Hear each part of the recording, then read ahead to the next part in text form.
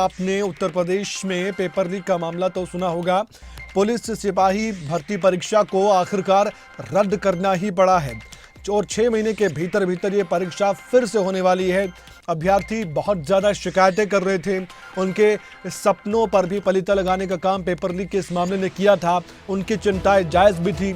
ऐसे में paper leak के आरोपों के बीच योगी सरकार ने ये बड़ा निर्णय लिया है और इस परीक्षा को ही रद्द कर दिया गया है।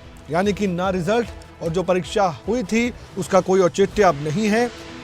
अब काज जिस तरह से हुआ है उत्तर प्रदेश में, उससे एक बात तो साफ है कि जो प्रोटेस्ट किया गया था वो दबाव काम आया है और योगी सरकार ने अब इस पूरे मामले में बड़ा निर्णय लिया है।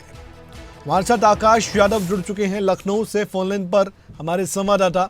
आकाश, ये पूरा मामला दर्शकों को बताइए और योगी सरकार ने जो निर्णय आज लिया है, क्या लगता है आपको इस निर्णय के पीछे का सबसे बड़ा कारण क्या रहा होगा? क्या एक प्रोटेस्ट को भी माना जाए जो बड़े स्तर पर हो रहा था यूपी में?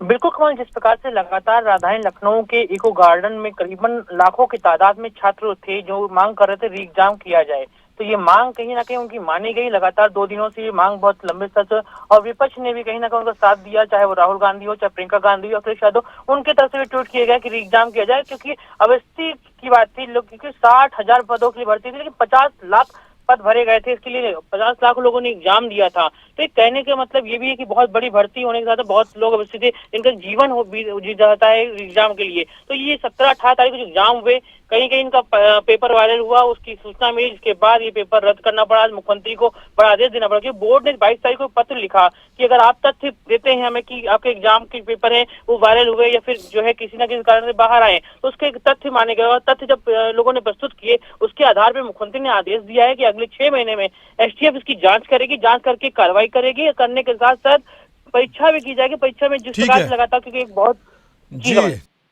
बहुत बहुत धन्यवाद आकाश, आपने जानकारी दी है। तो आप समझ गए होंगे कि जो ये एग्जाम रद्द कर दिया गया है इसके पीछे कारण क्या है। जनवरी के महीने में एग्जाम हुआ था, 48 लाख से ज्यादा परीक्षार्थी थे और हजारों की संख्या में पोस्ट थी पुलिस भर्ती के लिए। लेकिन अब दोबारा से एग्जाम देना होगा और जो प्रदर्शन किया गया था वो प्रदर्शन भी काम